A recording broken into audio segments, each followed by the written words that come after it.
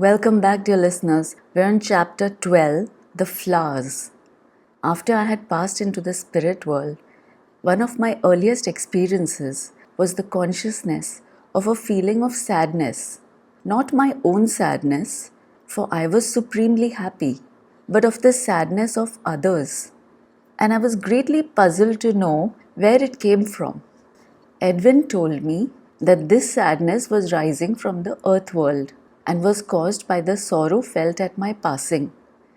It soon ceased, however, and Edwin informed me that forgetfulness of me by the earth people had already set in.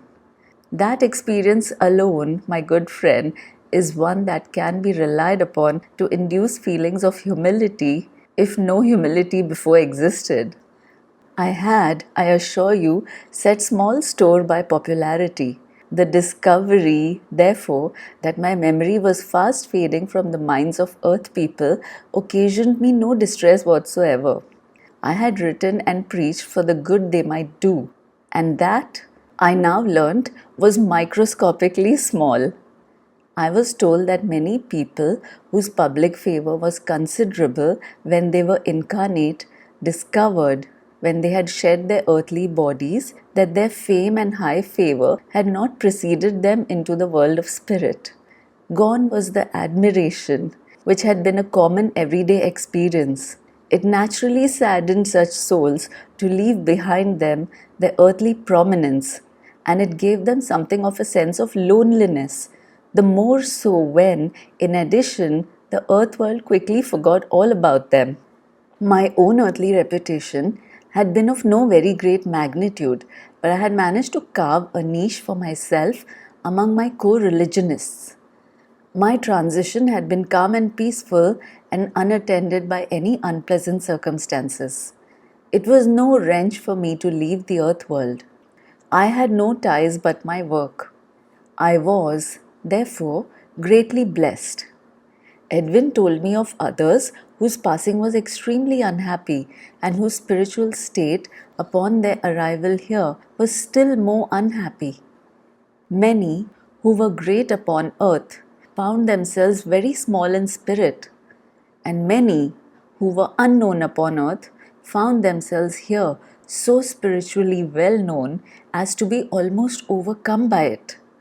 It is not all by any means who are destined for the beautiful realms of eternal sunshine and summer.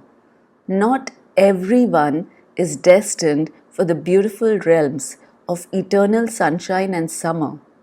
I have already given you a glimpse of those realms of darkness and semi-darkness where all is cold and bleak and barren and wherein souls have their abode.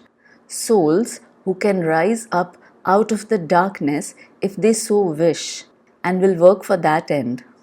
There are many who spend their heaven visiting these dim regions to try to draw out of their misery some of the unfortunates and to set them upon the path of light and spiritual progression.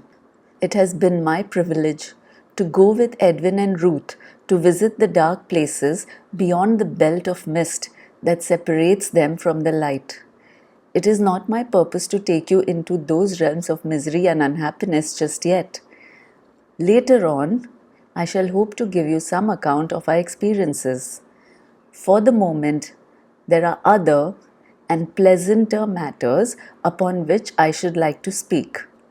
There are many souls upon the earth plane who seek to probe the manifold mysteries of life. They propound theories of diverse kinds purporting to explain this or that, theories which, in the course of time, come to be looked upon as great truths. Some of these hypotheses are as remote from the truth as it is possible to imagine. Others are merely nonsensical. But there are also people who refuse even to think for themselves and who stolidly uphold the belief that while they are incarnate, they are not meant to know anything of the life of spirit that lies before them all. They affirm that it is not God's purpose that they should be told of such matters, and that when they come to spirit, they will know all things. These are two extremes of thought, the theorists and the partisans of the closed door. Both schools receive some severe shocks when they enter the spirit lands to live for all time. Individuals with strange theories find these theories demolished by the simple fact of finding themselves faced with the absolute truth. They discover that life in the spirit world is not nearly so complex as they would have it to be.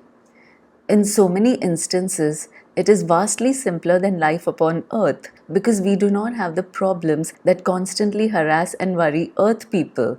Problems, for example, of religion and politics, which throughout the ages have caused social upheavals that are still having their repercussions in the earth world at the present time.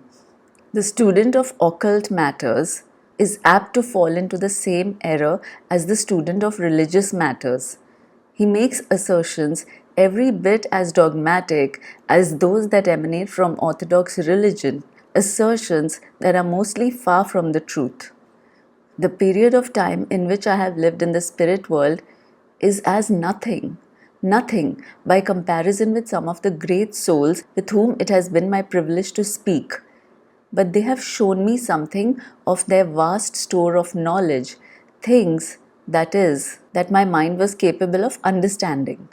For the rest, I, in company with millions of others, am perfectly contented to wait for the day when my intelligence is sufficiently advanced to grasp the greater truths.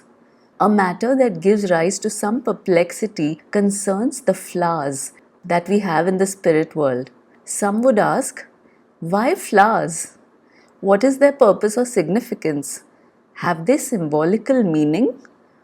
Let us put the same questions to earth people concerning the flowers that grow upon the earth plane. Have the earthly flowers any special significance? Have they some symbolical meaning? The answer to both questions is no. Flowers are given to the earth world to help to beautify it, and for the delight and enjoyment of those who behold them. The fact that they serve other useful purposes is an added reason for their existence. Flowers are essentially beautiful, evolved from the supreme creative mind, given to us as a precious gift, showing us in their colorings, in their formations, and in their perfumes, an infinitesimally small expression of that great mind. You have this glory of the earth plane. Are we to be deprived of it in the spirit world because it is considered that flowers are rather earthy?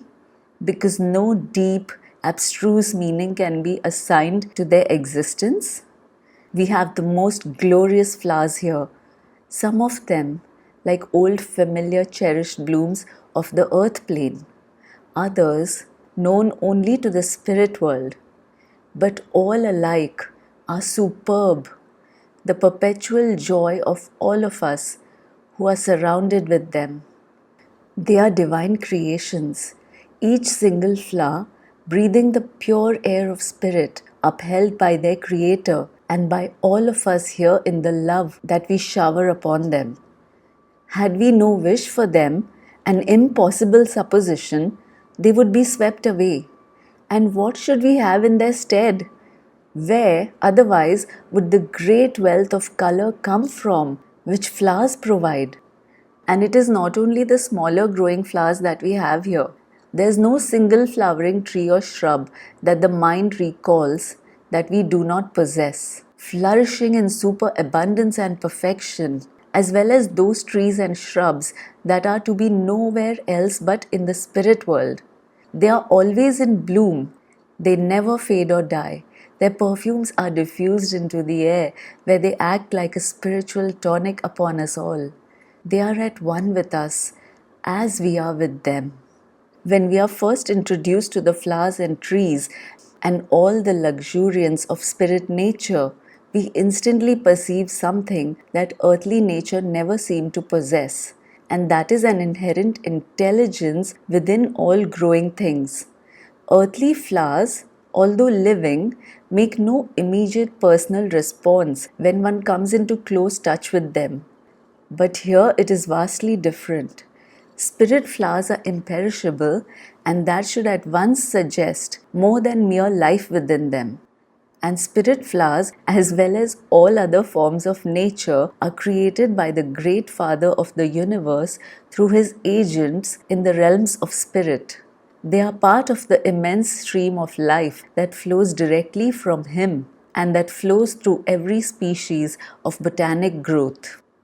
That stream never ceases, never falters, and it is moreover continuously fed by the admiration and love which we, in this spirit world, gratefully shed upon such choice gifts of the Father. It is, then, to be wondered at when we take the tiniest blossom within our hands that we should feel such an influx of magnetic power, such a revivifying force, such an upliftment of one's very being, when we know, in truth, that those forces for our betterment are coming directly from the source of all good. No, there is no other meaning behind our spirit flowers than the expressed beauty of the Father of the universe, and surely that is enough. He has attached no strange symbolism to his faultless creations.